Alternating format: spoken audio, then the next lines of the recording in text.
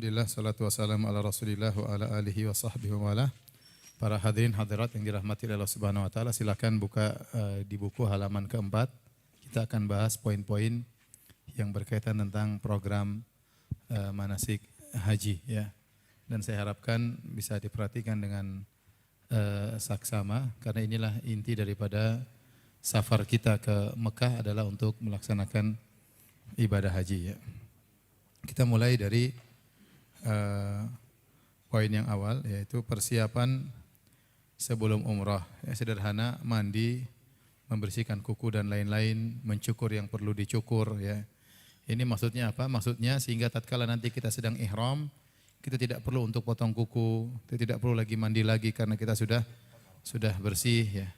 Ini insya Allah mudah karena kita rencananya umrohnya dari Miqat Madinah, ya, dari Miqat Madinah. Karena kita berangkat tanggal 12 Agustus, 1 Dzulhijjah, kita ke Madinah dulu 4 atau 5 hari. Setelah itu kita ngambil miqat dari Dzulhulaifah di kota Madinah, baru kita berangkat ke Mekah sekitar 6 jam atau 7 jam, ya, untuk melaksanakan umrah. Jadi semuanya mandi di hotel nanti, ya, mandi di hotel. Dan ini insya Allah akan kita ingatkan lagi tatkala kita akan melaksanakan umrah. Ini kita hanya menyampaikan garis-garis besarnya supaya lebih mudah.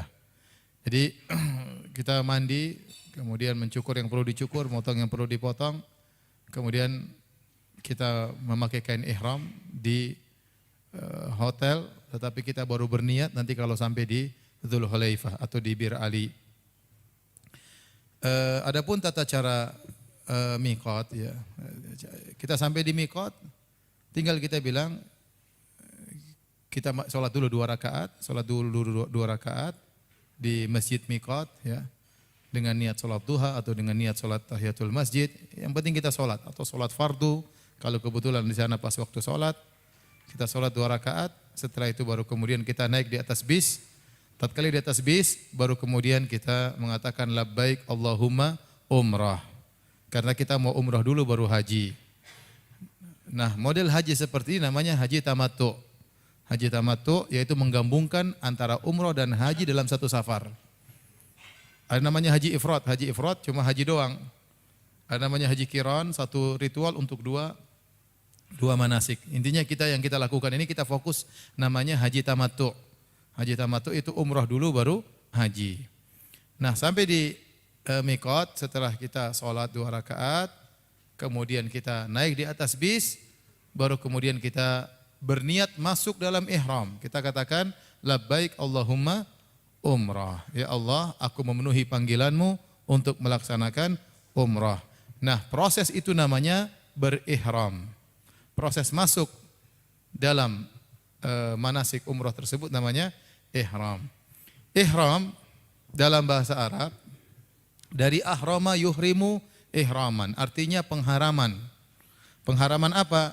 Tadinya sebelum umrah kita boleh pakai minyak wangi, sebelum umrah kita boleh menggauli istri, sebelum umrah kita laki-laki boleh pakai topi, boleh pakai baju, boleh pakai celana. Tatkala kita mengatakan labbaik Allahumma umrah, berarti kita berihram, artinya mengharamkan itu semua. Mengharamkan itu semua. Itu namanya ihram. Dan ini mirip dengan salat. Salat dibuka dengan takbiratul ihram dan ditutup dengan salam. Kata Nabi SAW, tahrimuha takbir wa tahliluha taslim. Salat itu diharamkan dengan takbir dan dihalalkan dengan salam. Sebelum salat kita boleh makan, kita boleh lihat kanan, lihat kiri, kita boleh gerak-gerak. Tapi kalau tatkala kita bilang Allahu Akbar, berarti itu jadi haram semuanya. Kapan halal lagi? Kalau kita Assalamualaikum Assalamualaikum warahmatullahi wabarakatuh. Itu namanya tahallul dalam salat. Ini logikanya, analogikanya sama seperti umrah. Umrah pun demikian. Dibuka dengan ihram, dengan mengatakan labbaik Allahumma apa? Umrah. Nanti tahallulnya dengan mencukur rambut. Sudah mencukur rambut, halal lagi. Faham? Mirip seperti salat. Sebelum salat boleh makan, boleh minum, boleh tidak menghadap kiblat. Begitu Allahu Akbar jadi haram semuanya. Kapan boleh lagi makan dan minum tidak menghadap kiblat? Kalau sudah salam. Ihram juga demikian. Sebelum ihram kita boleh makan, kita boleh bergaul dengan istri, kita boleh pakai minyak wangi, kita boleh pakai topi, Ya, setelah kita mengatakan labbaik Allahumma umrah, haram semuanya. Kapan halal lagi? Kalau kita sudah cukur rambut di Mekah sana setelah tawaf dan sa'i. Itu hakikat daripada ihram. Ya. Adapun larangan-larangan ihram, adapun cara memakai ihram, ibu-ibu bebas pakai pakaian apa saja selama pakaian tersebut syar'i, ya, tidak menarik perhatian, kemudian tidak boleh pakai niqab dan tidak boleh pakai kaos tangan. Itu aja yang dilarang. Kata Nabi SAW, wala tantaqibul mar'atu wala talbasul kuffazain. Seorang wanita tidak boleh pakai cadar, niqab dan tidak boleh pakai kaos tangan. Kaos kaki pakai, yang tidak boleh kaos tangan. Kenapa? Enggak tahu juga. Rasulullah yang bilang demikian. Ada yang mengatakan pakaiannya tangan adalah kaos tangan, pakaiannya wajah adalah niqab. Terus Ustaz, bagaimana wanita yang biasanya pakai niqab, maka waktu ihram dia boleh pakai tutupan wajah tetapi bukan yang cadar, tapi kain yang dilepaskan dari atas tidak mengapa. Jadi gantung gini kainnya. Itu enggak apa. Tapi kalau kain yang diikatkan maka tidak boleh, dilarang oleh Nabi sallallahu alaihi wasallam. Adapun baju apa warna bebas. Yang tidak boleh cuma itu, tidak boleh pakai niqab dan tidak boleh pakai kaos tangan. Adapun laki-laki maka ya semuanya dibuka ya. Hanya boleh pakai 2 kain. Yang di depan kita ini kain ihram ya. Kain ihram. Sudah tahu cara pakainya kan? Belum tahu?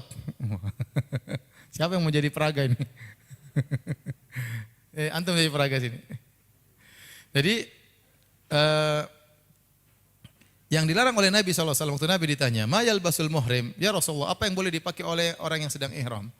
Kata Nabi, la yalbasul sirwal, walal qamis, walal burnus, walal amaim. Kata Nabi SAW, tidak boleh pakai celana, tidak boleh pakai jubah, tidak boleh pakai sorban, tidak boleh pakai burnus. Itu semacam kain yang ditempelkan di pundak.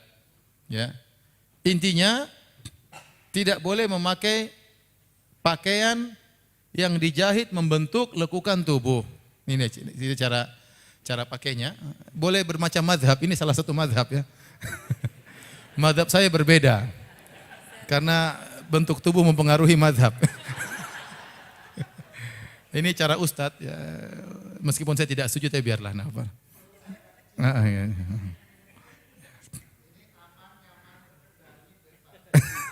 Aman, nyaman, terkendali ya, ya masing-masing ya intinya. Ya. Tidak perlu pakai Ustaz ya, sabuk Ustaz ya. Sudah kuat insyaallah. Pakai sabuk ya. Kalau takut pakai sabuk. Ya. Udah. Ya. Sederhana. Coba diulang Ustaz, pakai yang di bawahnya diulang. Ya. 2-3 kali. Kalau di atas gampang Ustaz, yang di bawahnya yang susah. Biar Bapak bisa niru. Ya.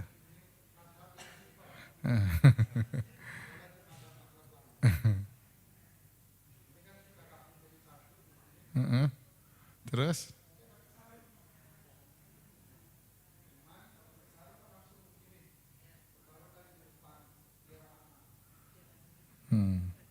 Masya Allah.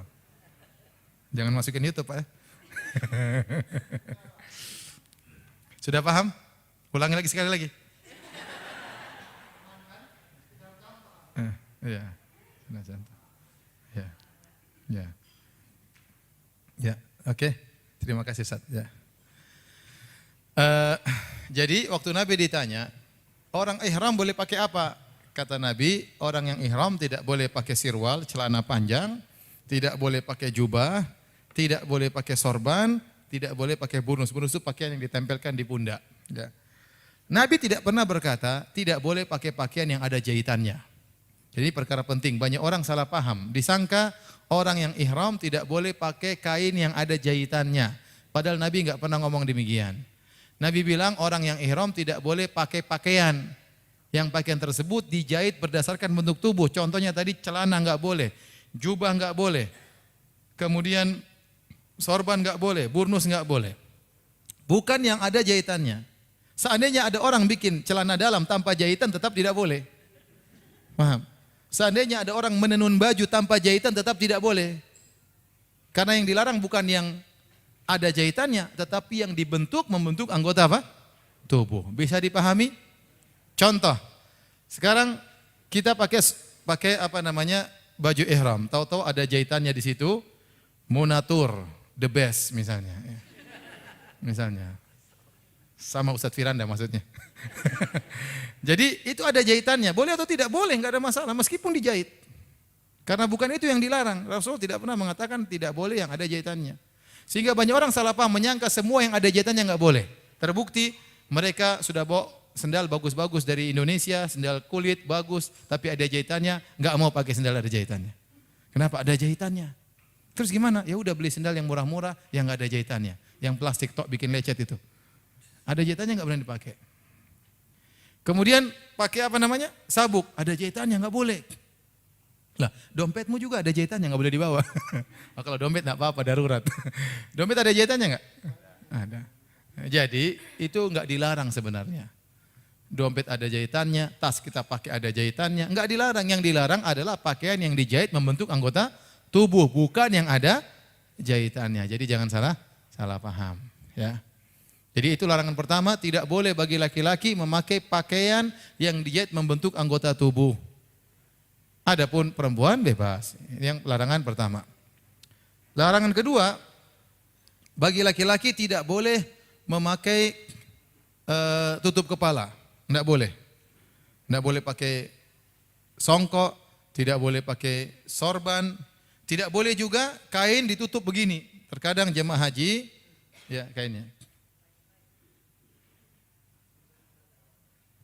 Biasanya lagi di bis, kedinginan.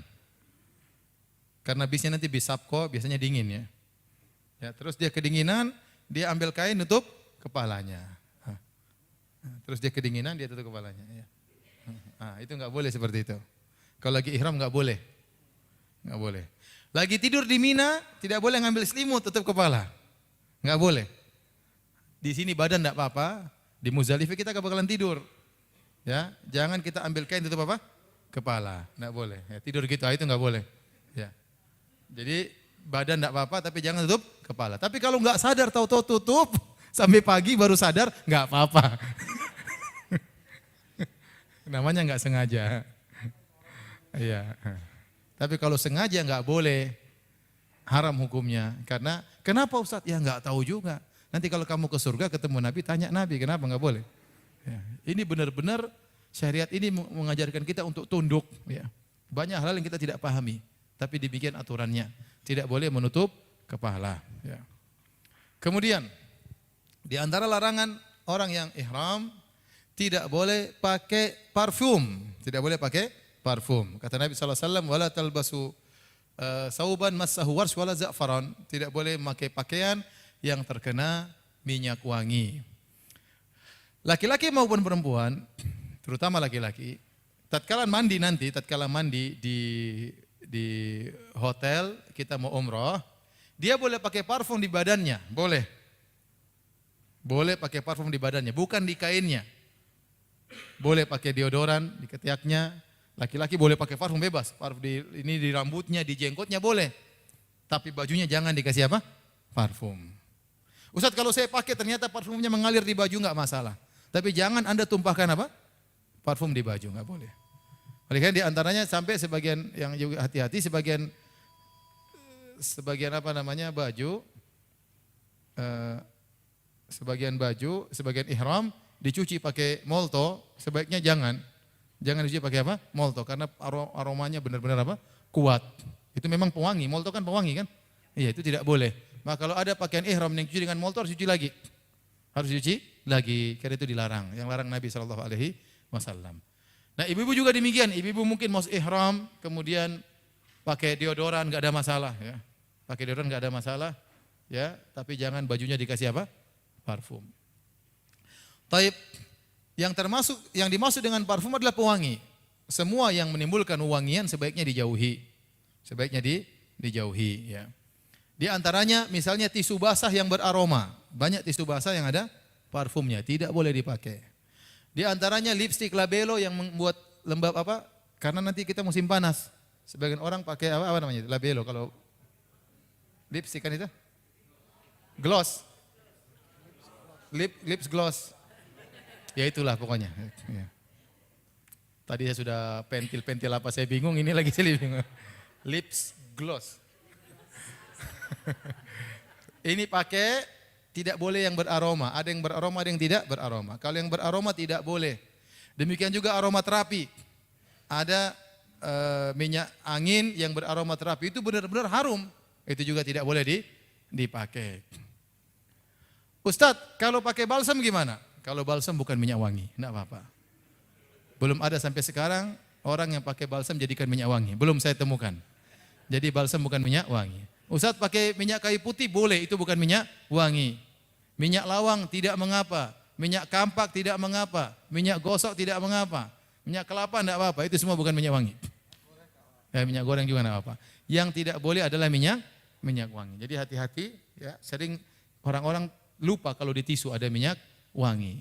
Ada berparfum, tisu basah berparfum, ini tidak boleh dipakai. Adapun makan jeruknya harum enggak ada masalah. Itu bukan minyak wangi. Ya.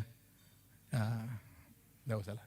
Ada kalau pakai sabun lebih hati-hati, pakai sabun ihram. Di sana dijual sabun ihram tidak beraroma. Itu lebih hati-hati. Lebih hati-hati. Kalau pakai odol, usahakan odol yang putih, yang wajar, yang min doang ya.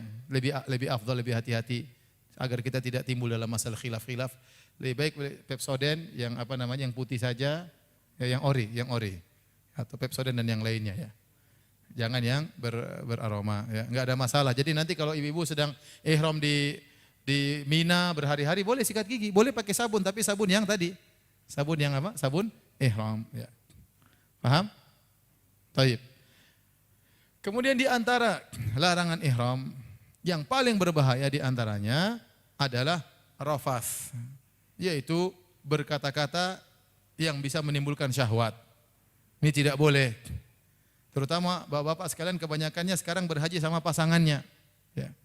Maka tatkala sedang ihram berdua atau di Arafah, maka hati-hati jangan sampai menggoda. Sayang kamu cantik banget hari ini. Emang kemarin enggak cantik? Enggak, cantik juga. Ini mulai ada kalimat-kalimat yang menggoda, tidak boleh. Ini tidak boleh. Dilarang. Jadi tidak boleh melakukan hubungan tubuh, hubungan intim dan semua hal-hal yang mengantar kepada itu semua tidak boleh. Contoh ibu-ibu dan bapak tawaf bareng. Sentuh boleh, tidak membatalkan wudu. Ini pendapat yang kuat, tidak membatalkan wudu. Tapi sentuhannya yang wajar. Sentuh yang wajar, jangan diulas-ulas ya. Ini nanti bisa menimbulkan syahwat ya. Ya, ini tidak boleh. Jadi yang wajar-wajar saja enggak ada masalah. Pokoknya hati-hati, jangan ngomong sembarangan, jangan menimbulkan syahwat, jangan merayu-rayu, kita sedang apa? Ihram. Kalau ternyata sampai terjadi hubungan, ya terjadi hubungan, ternyata masih dalam kondisi ihram, apalagi pas haji, kalau ihram ya haji, umrohnya batal. Kalau pas berhubungan, sedang ihram, kemudian berhubungan tatkala haji, hajinya batal. Pertama hajinya batal, yang kedua harus nyembelih onta. Yang ketiga harus lanjutkan, tidak boleh langsung pulang. Harus lanjutkan sampai selesai. Yang keempat harus haji lagi tahun depan. Makanya bayar lagi komunator. Makanya hati-hati, jangan sampai melanggar. Ini larangan yang paling keras adalah menggauli wanita atau merayu wanita. Makanya di antara kata para ulama, apa hikmahnya kita dilarang untuk pakai parfum? Karena parfum itu menimbulkan syahwat. Maka jangan pakai parfum, tidak boleh sama sekali. Kemudian di antara larangan ihram adalah tidak boleh berburu, dan insya Allah kita enggak berburu ya. Ini pembahasan ini waktu zaman dulu, orang perlu berburu zaman dulu karena mereka berjalan dari Madinah menuju Mekah berhari-hari, perlu berburu di tengah jalan. Sekarang kita enggak perlu berburu. Pokoknya kita naik dari Madinah, nanti sampai di hotel, kita berburu di hotel, makanan sudah siap, tinggal dimakan ya. Kemudian di antara larangan, tidak boleh menikah dan tidak boleh menikahkan. Ya. Kita juga enggak ya, siapa juga mau menikah, siapa juga mau menikahkan. Sudah cukup satu aja. Jadi tidak boleh. Ini di antara larangan ihram ya. Ada lagi Ustaz? Tidak boleh mencabut bulu ketiak, tidak boleh mencukur rambut, tidak boleh mencabut bulu ketiak, tidak boleh potong kuku, tidak boleh. Jadi kalau ketiaknya gatal digini-gini aja, jangan dicabut. Ya. Ya. Kuku juga enggak boleh potong kuku. Makanya tadi kita katakan sebelum berangkat umroh, kita potong kuku, cabut yang perlu dicabut, cukur yang perlu dicukur, supaya nanti tatkala kita ihram tidak perlu mencukur-cukur, tidak perlu mencabut-cabut. Ya, karena itu semuanya dilarang. Kapan halal lagi kalau kita sudah tahallul? Kapan halal lagi kalau kita sudah tahallul? Kalau kita umroh, kita sudah mencukur rambut, sudah tawaf sa'i cukur rambut, maka halal lagi. Dan ini perkara yang penting. Bahwasanya setelah kita berumroh, kita boleh berhubungan lagi dengan istri kita. Boleh. Ini banyak jemaah haji tidak tahu. Jemaah haji banyak menyangka pokoknya enggak boleh berhubungan kecuali setelah haji. Jadi mereka menderita ya. Sampai ada orang pernah tanya sama saya, Ustadz, bolehkah kita berhubungan dengan istri? Saya bilang boleh. Dia langsung teriak, langsung pergi. Tidak tahu kenapa, histeris langsung pergi. Ini kejadiannya. Mungkin udah puasa lama gitu. Karena kata orang kalau sudah semakin lama di sana semuanya kelihatan cantik ya. Ya. Bahkan Afrika pun cantik di sana. Semuanya cantik. Karena ya dia nahan ya.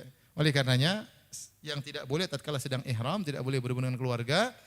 Tetapi setelah umrah boleh berhubungan dengan apa? Keluarga. Nanti enggak boleh lagi tanggal 8 waktu kita ke Mina, tidak boleh lagi berhubungan sama keluarga. Sampai selesai dari urusan kita haji baru kita boleh lagi berhubungan, boleh lagi bermanis-manis dengan istri, merayu-rayu boleh. Ya, paham?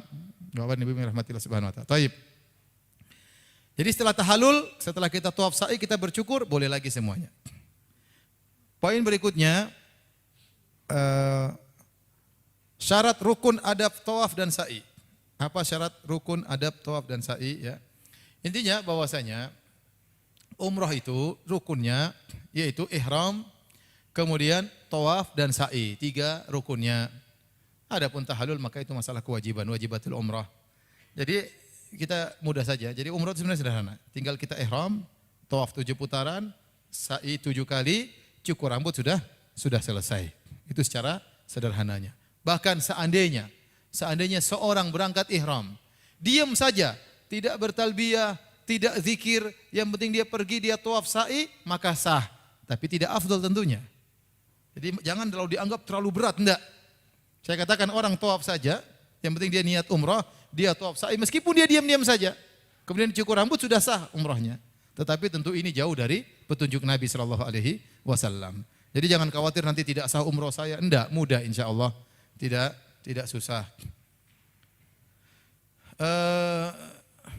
Nanti insya Allah mengenai rukun adab tawaf sa'i kita akan bahas nanti kalau sudah di Madinah ya, biar lebih matang lagi ya. Karena ini poinnya sangat banyak.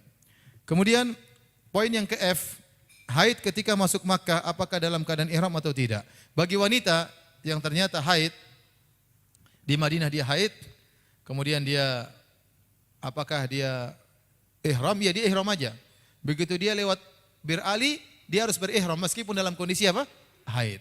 Dan ini pernah terjadi pada seorang sahabat wanita Asma binti Umais, waktu berhaji bersama Nabi SAW di Dzul Hulaifah, dia melahirkan dan dia nifas. Dan nifas hukumnya sama dengan apa? Haid. Namun dia tetap berihram. Kata Nabi SAW, suruh dia memakai kain untuk menutup kemaluannya, suruh dia untuk bersih-bersih, kemudian suruh dia untuk berihram. Jadi wanita haid pun demikian. Kalau ternyata dia ingin berangkat umrah, ternyata haidnya belum bersih, maka dia mandi bukan untuk menghilangkannya tapi sekedar bersih-bersih, kemudian dia pakai pembalut, kemudian dia berihram mengatakan labbaik Allahumma umrah. Kalau sampai di Mekah ternyata haidnya tidak bersih-bersih, maka dia tidak boleh umrah. Maka hajinya menjadi haji qiran atau haji ifrat, tidak bisa haji tamattu. Kalau kita ini semua haji tamattu itu umrah dulu baru apa? Haji.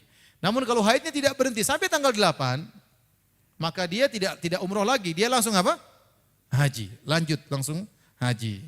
Tapi seandainya sempat bersih tanggal 6, tanggal 7, maka dia umrah aja lebih dahulu. Umrah dulu baru kemudian tanggal 8 berihram lagi untuk haji. Jadi kita haji tamattu itu melakukan 2 nusuk. Nusuk pertama umrah, nusuk kedua adalah 2 ibadah maksudnya. Ibadah pertama umrah, ibadah kedua adalah haji. Paham? Wanita yang haid, ternyata haidnya berlanjut sampai tanggal 8 Zulhijjah, maka dia cuma melakukan 1 yaitu apa? Haji. Sebagaimana yang dialami oleh Aisyah radhiyallahu taala anha. Tidak boleh dia menunda umrahnya. Kalau ternyata dia lagi haid, kemudian dia saya mau ihramnya di Mekah saja tunggu bersih, dia melanggar. Dia harus potong kambing. Karena dia sudah melewati mikot tanpa berihram. Jadi enggak boleh ditunda ihramnya sampai di Mekah. Dia harus ihram di mikot, yaitu di mana? Bir Ali, meskipun dalam kondisi haid. Dan ini banyak orang tidak mengerti. Taib. Haid ketika umrah, apakah menunda tawaf dan sa'i? Sudah kita jawab. Tidak boleh tawaf dan tidak boleh apa? Sa'i. Nanti kalau sudah bersih, kalau dia sudah bersih, misal tanggal 6 Zulhijjah, ternyata dia bersih dari haidnya. Apa yang dia lakukan? Langsung mandi, langsung tawaf sa'i. Tidak perlu pergi ke Tan'im, tidak perlu pergi ke Ju'rana, tidak perlu pergi ke Tanah Halal. Langsung dari hotel, mandi bersih-bersih, langsung tawaf dan sa'i umrah. Paham? Nanti insya Allah pokoknya ibu-ibu, bapak-bapak kalau ada sesuatu yang diragukan segera ditanyakan. Ya memang tugas kita pembimbing untuk ditanya-tanya, tapi jangan terlalu banyak tanya. Ya, ditanya nggak ada masalah, kita akan beri jawaban semampu kita. Ya, dan jangan ragu-ragu, karena ini berkaitan dengan apa? Kebaikan ibadah bapak-bapak dan ibu-ibu sekalian. Taib, berikutnya, bagaimana hukumnya berwudu dalam keadaan ihram di keran air Zam-Zam di belakang tempat sholat wanita, sehingga terlihat wanita lainnya. Menggunakan air Zam-Zam untuk berwudu enggak ada masalah. Yang jadi masalah apakah tatkala berwudu di situ mengakibatkan terlihat aurat atau tidak? Kalau terlihat aurat makanya tidak benar. Tapi kalau tadi kita sudah sebutkan cara berwudu yang tapi bagaimanapun lengan akan kelihatan. Kita berwudu kalau dilihat oleh wanita yang lain enggak ada masalah. Lengan bukan aurat bagi sesama wanita, kaki bukan aurat sama wanita. Yang dikhawatirkan adalah kalau terlihat oleh laki-laki. Seandainya tempat air Zam-Zam tersebut khusus wanita dan tidak ada laki-laki di situ, maka tidak mengapa kita berwudu meskipun terlihat apa? Lengan kita, meskipun terlihat kaki kita. Banyak orang menyangka kalau orang sedang ihram auratnya terbuka batal ihramnya. Tidak. Tidak batal ihramnya. Hanya saja seorang wanita jangan sampai auratnya terlihat oleh orang lain. Paham Ibu? Ada yang bertanya kah? Ada yang bertanya? Sudah biasa umroh ya, insya Allah paham. Kalau ada yang bertanya saya persilakan. Silakan Ibu, Bapak kalau ada yang bertanya langsung saja, biar enggak lupa. Kayaknya lagi lupa semuanya. Tapi kita lanjut. Bagaimana hukumnya sholat di Hijr Ismail? Sholat di Hijr Ismail sunnah, dianjurkan seorang sholat dalam Ka'bah. Tapi kalau tidak bisa enggak ada masalah. Ya. Tapi dia sholat nanti setelah selesai umroh. Umroh sudah selesai. Kemudian dia mau sempatkan waktu sholat itu silakan. Tapi saya tidak sarankan, apalagi ibu-ibu. Kalau bapak-bapak enggak apa-apa. Ibu-ibu rame-rame, sempit-sempit, desal-desalan, ya sebaiknya tidak usah. Tapi kalau bapak-bapak silakan, enggak ada masalah. Bagaimana cara mengangkat tangan ketika berdoa di Safa dan Marwah? Ya. Tinggal berdoa, angkat tangan, berdoa kepada Allah Subhanahu Wa Taala di Bukit Safa dan di Bukit Marwah. Sebagaimana kita berdoa. Tidak perlu sebagaimana jemaah haji yang saya sering lihat. Jadi mereka begitu naik di Safa dan Marwah, mereka lambai-lambaikan tangan seperti ini. Tidak. Tidak ada seperti itu. Jadi kita naik Safa dan Marwah, tinggal kita menghadap Ka'bah, kemudian kita berdoa kepada Allah Subhanahu Wa Taala. Tidak perlu kita melambai-lambaikan, ya, sebagaimana tatkala kita lewat Hajar Aswad. Bagaimana hukumnya mencium Hajar Aswad? Mencium Hajar Aswad hukumnya sunnah. Ya. Kalau bisa mencium maka itu yang terbaik. Kalau tidak bisa maka menyentuh dengan tangan. Kalau tidak bisa maka cukup memberi isyarat. Nah, kalau kita sedang tawaf umroh atau tawaf ifadah, saya rasa susah untuk mencium Hajar Aswad. Ya. Maka kalau Anda atau Bapak Ibu ingin mencium Hajar Aswad nanti setelah selesai kewajiban kita. Sudah pakai baju biasa, pingin tawaf sunnah, pingin cium Hajar Aswad silakan, tapi jangan dolimi orang. Jangan dolimi orang. Contoh mendolimi orang kita bayar joki di situ untuk membuka pintu bagi kita. Kita bayar dia, akhirnya dia buka pintu, akhirnya orang yang sudah ngantri terbuang. Kemudian kita mencium Hajar Aswad. Setelah itu kita pamer lagi sama orang. Sudah mendolimi orang, riya lagi. Maka kalau mau cium Hajar Aswad, ngantri sewajarnya. Jangan saya mendolimi orang lain. Kalau tidak bisa enggak ada masalah. Bisa mencium alhamdulillah, enggak bisa cukup melambaikan tangan dari jauh, syariat mudah dan semua dicontohkan oleh Nabi sallallahu alaihi wasallam. Berikut, bagaimana hukumnya jika haid sebelum tawaf wada? Bagaimana hukumnya jika haid sebelum tawaf wada? Kalau seorang dalam kondisi haid dan alhamdulillah sudah selesai dari tawaf ifadah, kemudian dia ternyata belum tawaf wada, sudah keburu haid, maka tawaf wadanya gugur. Tidak perlu lagi dia tawaf wada. Demikian juga wanita yang nifas, kalau ternyata dia nifas setelah selesai tawaf ifadah, maka tidak perlu lagi tawaf wada, karena tawaf wada gugur bagi wanita yang haid. Baik, kita akan bicara tentang masalah tawaf ya. Jadi ini kita Ka'bah ya. Nah, bagaimana tawaf? Bapak Ibu yang dirahmati Allah Subhanahu wa taala. Tawaf dimulai dari Hajar Aswad. Tawaf dimulai dari Hajar Aswad.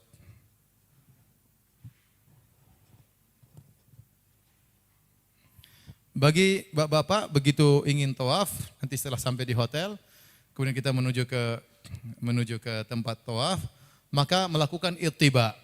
Ittiba itu artinya menampakkan bahu kanan dan menutup bahu kiri. Jadi coba Ustaz contohkan ittiba. Menampakkan bahu kanan, menutup bahu kiri. Mazhabnya bagaimana caranya?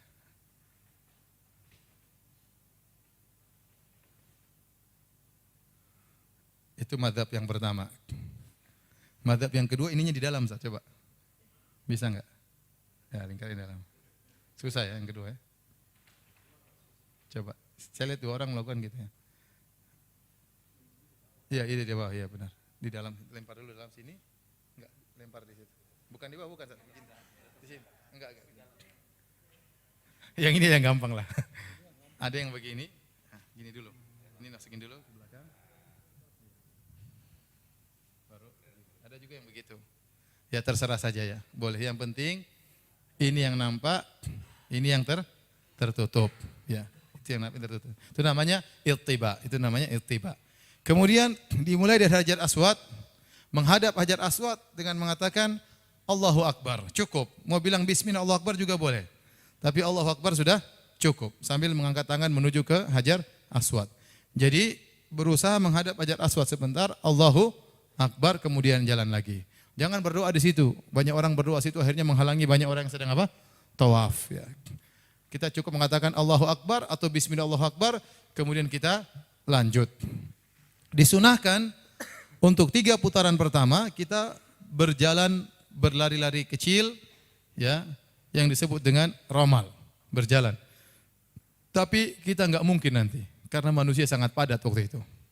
Seandainya kosong, kita dianjurkan untuk berlari-lari apa? Kecil, melangkahkan kaki dengan langkah yang kecil sambil menggerakkan badan menuju muter 3 kali putaran. Tapi kalau dalam kondisi sangat padat ya sudah nggak usah kita maksa lari akhirnya kita nabrak orang. Sebagian orang karena nggak bisa akhirnya dia goyang-goyangan. Nggak bisa. Kalau nggak bisa lagi goyang-goyang nggak perlu. Kalau nggak bisa ya sudah, jangan goyang-goyang mengganggu orang. Ya. Kalau bisa diputar 3 kali seperti itu. Taib. Ini yang 3 putaran pertama.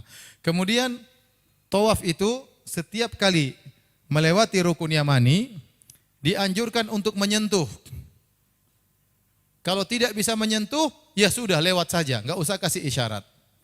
Saya ulangi, bedanya Hajar Aswad, kita berusaha menyentuh. Kalau enggak bisa menyentuh, kita kasih isyarat. Kalau yang ini rukun yamani, kalau kita bisa sentuh, kita sentuh. Kalau enggak bisa, enggak usah kasih isyarat, lewat saja. Dan pojok yang ini tidak boleh disentuh. Pojok yang ini dan ini tidak boleh disentuh. Kenapa tidak boleh disentuh? Karena Nabi SAW tatkala beliau tawaf, beliau hanya menyentuh 2 ini dan ini. Waktu di zaman Muawiyah radhiyallahu taala anhu, Muawiyah tawaf dan dia sentuh 4-4-nya. Ini dia sentuh, ini dia sentuh, ini dia sentuh, ini dia sentuh. Maka ditegur oleh sahabat Ibnu Abbas, sepupunya Nabi SAW. Kata Ibnu Abbas, wahai Muawiyah, Rasulullah SAW tidak menyentuh kecuali cuma 2, ini dan ini. Kemudian dia bilang, saya ingin nyentuh semuanya. Jangan ada yang sudut yang ditinggalkan. Kemudian kata Ibnu Abbas, laqad kana lakum fi Rasulillahi uswatun hasanah. Sungguh pada diri Nabi ada contoh yang baik. Akhirnya Muawiyah tidak sentuh lagi. Paham? Jadi tidak perlu Anda ke sini kemudian ngusap-ngusapin kain di mana? Di Ka'bah, ngusap-ngusapin pipi di Ka'bah, enggak perlu, ya. Dan itu banyak terjadi di Masjid Nabawi juga demikian. Orang-orang pada ngusap-ngusapin kain di pintu, ngusap-ngusapin kain di kuburan Nabi. Saya sering bilang enggak usah seperti itu karena petugas kebersihannya sudah banyak. Enggak perlu diusap-usapin. Ya. Enggak perlu. Jadi yang disentuh cuma ini dengan ini. Kenapa Ustadz ini tidak disentuh? Jawabannya pertama karena Nabi tidak menyentuhnya. Yang kedua, Ka'bah itu bentuknya sebenarnya bukan seperti ini. Kalau antum baca sejarah antum tahu, Ka'bah itu dulu bentuknya full sampai di sini. Bentuknya seperti huruf D kapital tapi terbalik. Ya, seperti huruf D kapital. Jadi di ujungnya tidak kotak, dia agak melengkung. Itu bentuk Ka'bah aslinya. Waktu di zaman Nabi SAW sebelum Nabi jadi Nabi, terjadi kerusakan pada Ka'bah sehingga akhirnya Ka'bah dipugar oleh kaum musyrikin, kemudian dibangun kembali dan mereka mempersyaratkan harus dari hasil yang halal untuk bangun Ka'bah. Ternyata duit mereka kurang. Akhirnya mereka bangun Ka'bah cuma separuh seperti ini. Paham? Kemudian mereka kasih tanda bahwasanya Ka'bah sampai di sini. Makanya orang kalau tawaf tidak boleh masuk tengah-tengah. Kalau masuk tengah tidak sah karena dia belum tawaf Ka'bah. Dia harus tawaf Ka'bah harus full sampai di sini. Kenapa? Karena ini dulu bagian dari Ka'bah. Pondasi Nabi Ibrahim itu di sini. Makanya Nabi SAW pernah berkata kepada Aisyah, "Laula anna qaumaki hudatsau ahdin bi kufrin la hadamtul Ka'bah wala banaituhu ala qawat Ibrahim wala ja'altu laha baban yakhrujuna minha wa baban yadkhuluna minhu." Kata Nabi SAW, seandainya kaum wahai Aisyah sudah baru saja masuk Islam, mereka masih baru saja meninggalkan kekufuran, saya bertekad untuk bongkar Ka'bah dan saya bangun kembali. Full sampai sini kata Nabi SAW. Dan saya akan bikin pintunya dua, pintu masuk sama pintu keluar. Itu cita-cita Nabi. Namun Nabi tidak melakukannya karena khawatir timbul fitnah. Kenapa? Karena Ka'bah dahulu sampai di sini. Jadi saya ulangi Bapak dan Ibu Allah Subhanahu wa taala, itulah rahasianya kenapa kita cuma sentuh ini dan ini. Karena pojok ini yang asli, pojok belakang ini belum selesai, paham? Karena Ka'bah harusnya sampai di sini. Terus kenapa kita kalau tawaf enggak boleh masuk di sini? Karena kalau kita masuk di sini atau kita masuk di sini berarti kita belum keliling Ka'bah full. Makanya tidak boleh. Kalau orang tawaf harus ini sampai sini kemudian enggak boleh masuk sini, enggak boleh masuk di sini. Paham? Taib. Ketika tawaf, ingat, tawaf itu caranya dengan menjadikan Hajar Aswad atau Ka'bah sebelah kiri.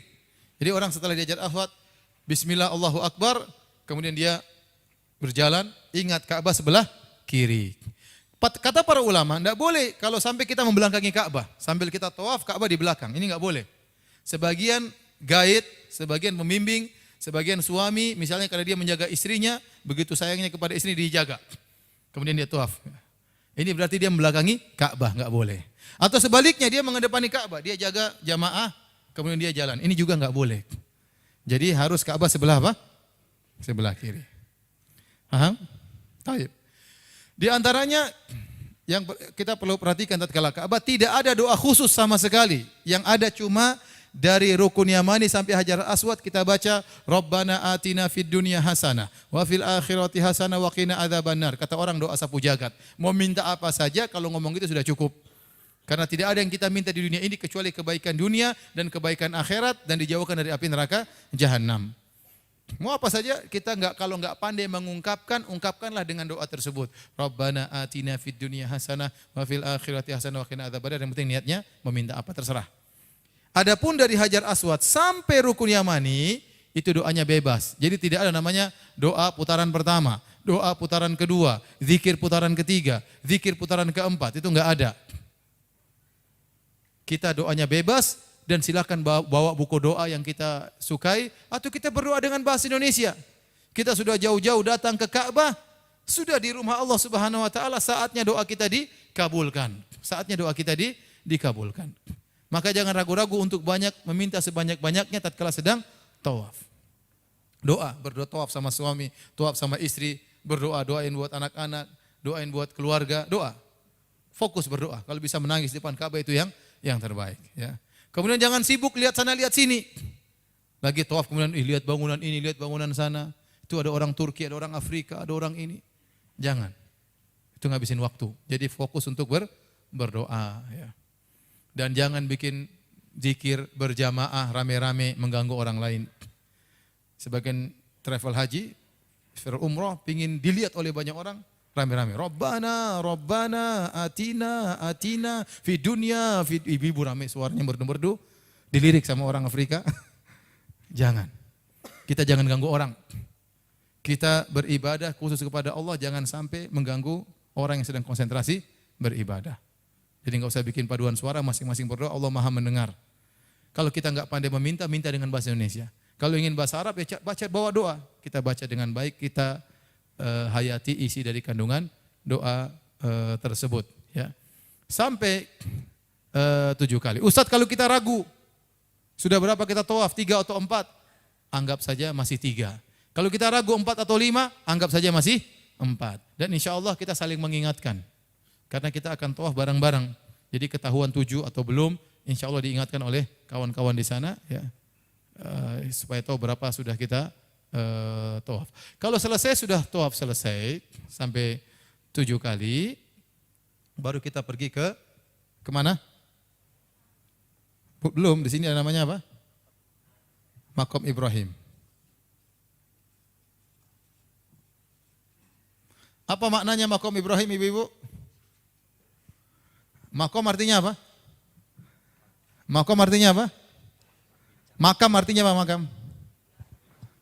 Bukan kuburan ya.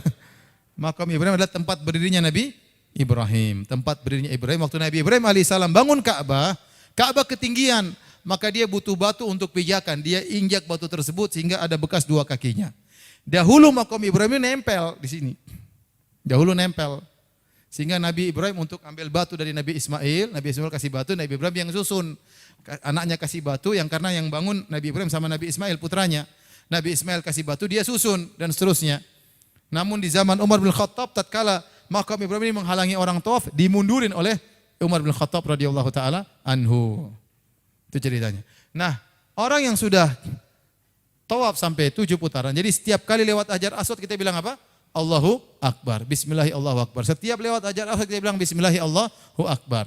Setelah selesai yang ke-7, maka kita menuju ke Maqam Ibrahim. Kita sholat 2 rakaat di belakang Maqam Ibrahim. Sambil kita baca, wattakhidhu min maqami Ibrahim musalla. Nanti ada bacaannya di buku. Sambil kita kembalikan ini tadi, yang tadinya ittiba, lihat bahu kanan, kita rapikan, tutup lagi dua-duanya. Jadi ingat, menampakkan bahu kanan itu cuma pertama kali tawaf umroh.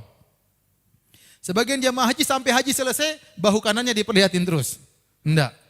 Saya ingatkan, memperlihatkan bahu kanan itu, ittiba itu hanya dilakukan tatkala tawaf umroh ini 7 kali, 7 putaran itu saja. Setelah itu kita normal. Baju ditutup kembali. Paham? Paham? Taib. Setelah itu, salat di belakang Maqam Ibrahim 2 rakaat. Rakaat pertama Al-Fatihah sama Qul ya ayyuhal kafirun, rakaat kedua Al-Fatihah sama Qul huwallahu ahad. Setelah itu kita selesai dari tawaf, kita menuju ke sa'i. Kita lanjut sa'i. Ini ada Bukit Sofa, ini ada Bukit Marwa. Jarak antara keduanya kira-kira 700 meter ya. Saya kalau nggak salah 700 meter. Kemudian antara Bukit Sofa dan Bukit Marwa ada namanya lembah, sekarang sudah dikasih tanda hijau ya. Lampu hijau. Nah, bagaimana cara kita sa'i? Caranya mudah. Pertama kita pergi ke Bukit Sofa. Di Bukit Sofa kemudian kita menghadap kiblat, menghadap Ka'bah, kemudian kita berdoa ya, sebagaimana yang diajarkan oleh Nabi sallallahu alaihi wasallam. Allahu Akbar, Allahu Akbar, asyhadu an la ilaha illallah, asyhadu an la ilaha syarikalah, lahul mulku wa lahul hamdu wa huwa ala kulli syai'in qadir, la ilaha illallah wahdah, anjaza wa'dah wa nasara 'abda wa hazamal ahzaba wahdah. Itu zikirnya. Setelah itu kita berdoa, angkat tangan kepada Allah, bebas apa yang kita minta. Sambil menghadap ke Ka'bah. Setelah kita berdoa, kita zikir lagi tadi. Allahu Akbar, Allahu Akbar, Allahu Akbar. La ilaha illallah la syarika lahul mulku wa lahul hamdu wa huwa ala kulli syai'in qadir, la ilaha illallah wahdah, anjaza wa'dah wa nasara 'abda wa hazamal ahzaba wahdah. Kemudian kita doa lagi. Bebas, doa apa saja. Doa buat keluarga, buat istri, buat anak-anak. Setelah itu kita zikir lagi. La ilaha illallah wahdahu la syarika lah, lahul mulku wa lahul hamdu wa huwa ala kulli syai'in qadir. La ilaha illallah wahda anjaza wa'da wa nasara 'abdah wa hazamal ahzaba wahdah. Jadi, waktu kita di Bukit Sofa, kita zikir tadi, kemudian doa bebas. Kemudian zikir lagi, kemudian doa bebas, kemudian zikir lagi. Jadi zikirnya 3 kali. Di sela-sela zikir tersebut ada doa 2 kali. Saya ulangi, di atas Bukit Sofa kita zikirnya 3 kali, ya. Di sela-selanya ada doa bebas dua kali. Ustadz, apakah harus sampai di puncak bukit baru kita berdoa? Tidak. Kalau Anda sudah mencapai di lereng Bukit Sofa, sudah sah. Anda boleh berdoa di bawah, Anda boleh langsung muter balik, boleh langsung menuju ke bukit sebelumnya. Jadi, kalau bisa sampai di atas itu yang paling afdol. Tapi kalau tidak bisa sampai di atas, cuma sampai di bawah enggak ada masalah. Ustadz, sangat padat sehingga kita tidak bisa untuk stop, lanjut tidak apa-apa, sah. Sambil kita digeser-geser orang, kita berdoa semampunya. Saya pernah mengalami demikian. Ya. Benar-benar padat, saya nggak bisa berhenti karena terdorong orang. Maka saya sambil terdorong, saya berusaha berdoa. Ya, kita nggak tahu nanti kondisi pas haji nanti apakah padat atau tidak. Tapi maksud saya, yang penting Anda sudah sampai di sini langsung muter sah. Yang penting Anda sudah melewati tempat kursi roda, paham? Kursi roda itulah start dari awal sofa. Barang siapa yang sudah melewati kursi roda, maka sudah sah.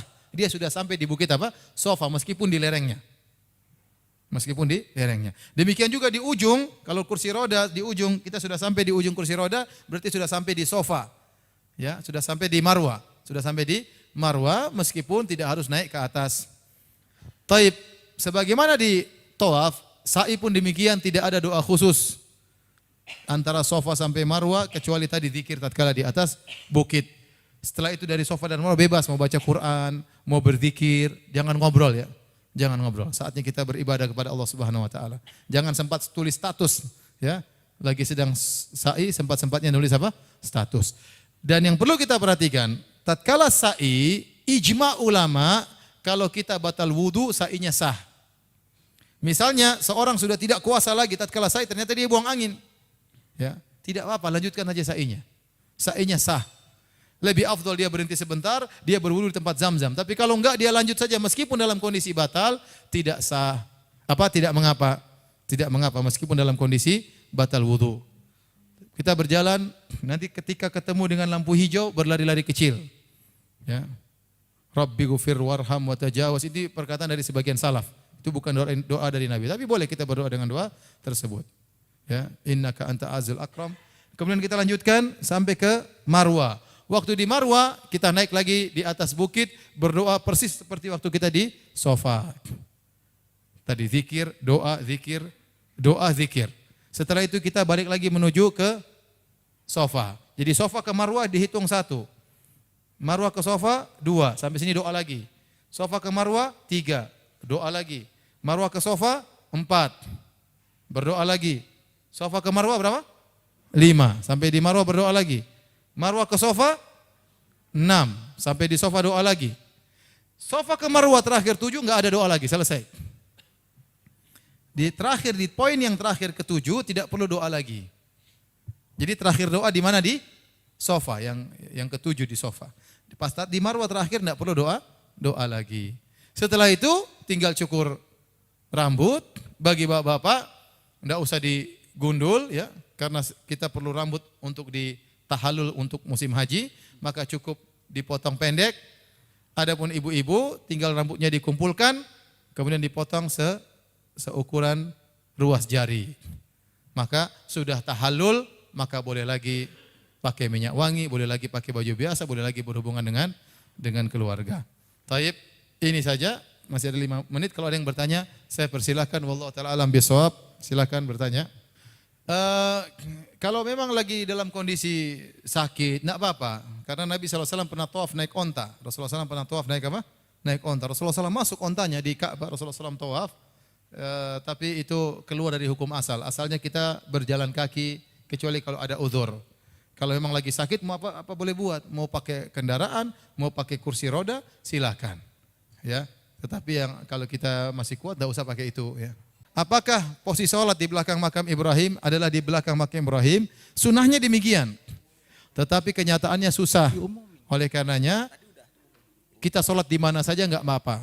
Yang penting masih di Masjid Haram. Bahkan di luar Masjid Haram pun sebagian membolehkan. Yang penting sholat 2 rakaat setelah tawaf. Sebenarnya di belakang ini cuma ternyata berat. Di sini orang sangat apa? Rame. Dan apalagi kalau kita rombongan rame-rame sulit. Kalau memungkinkan kita sholat sekitar sini, agak ke sini sedikit, agak ke sini sedikit, tidak apa. Kalau enggak di mana saja, yang penting di Masjid Haram. Posisi tawaf sebaiknya di mana? Iya. Sebenarnya kalau lincah di dalam sini karena radiusnya semakin kecil. Semakin jari-jarinya semakin pendek sehingga dia lebih cepat selesai. Itu biasanya kalau kita sendirian. Saya kalau sendirian saya masuk di tengah-tengah. Saya berusaha mendekati bangunan Ka'bah sehingga putaran saya cepat. Tetapi kalau kita rame-rame mending kita agak di tengah-tengah atau agak menjauh. Karena susah di sini orang bakalan desak-desakan ya. Ya, jadi mungkin nanti insya Allah monitor lebih ngerti. Saya rasa mungkin mereka tidak terlalu dekat, tapi agak ke kanan sedikit, agak menjauh agar kita lebih santai tatkala tawaf. Karena cepat-cepat juga tidak ada keutamaannya. Ya, tidak ada yang mengatakan yang tawaf 30 menit lebih afdal daripada yang tawaf 2 jam. Enggak ada. Ya, kita tawaf cepat, lambat, tidak ada masalah. Yang penting bagaimana hati kita tatkala sedang tawaf. Membadalkan haji buat siapa? Buat orang tua, kiat-kiatnya bisa kita menyuruh sebagian ikhwan di sini, sebagian saudara-saudara kita membadalkan, berangkatkan. Misalnya kita bayarkan monatur atau kita bayarkan travel yang lain, hajikan orang tua saya. Tapi itu berat, itu biayanya sangat besar. Lebih mudah, lebih ringan, kita tinggal bayarkan orang yang tinggal di Mekah atau tinggal di Madinah, suruh tolong hajikan orang tua saya. Kita kasih uang secukupnya, upah dia, kemudian dia hajikan. Ya. Bisa, tidak apa-apa. Siapapun orangnya boleh Oh, Bapak mau hajikan sendiri? Bapak mau hajikan orang tua? Oh, bukan orang lain ya? Bapak yang pertama Bapak sudah haji dulu. Sudah haji. Jadi tinggal mudah tatkala umrah tinggal bilang labbaik Allahumma umrah an Bapak atau Ibu yang mau dihajikan? Ibu kandung. Ya, jadi tinggal begini. Labbaik Allahumma umrah an ummi. Cukup. Allah sudah tahu. Ada tambahan an ummi. Kalau bisa sebut namanya enggak apa-apa, ya. Ada tambahan an ummi. Labbaik Allahumma umrah an ummi. Nanti pas haji tanggal 8 juga sama. Labbaik Allahumma hajjan an ummi. Artinya Allah aku melaksanakan umrah untuk ibuku. Kalau haji Allah aku melaksanakan haji untuk ibuku. Sudah demikian saja ya. Sudah letih sekali ya. Mudah-mudahan masih bisa dipahami. Demikian wabillahi taufik wal hidayah. Assalamualaikum warahmatullahi wabarakatuh.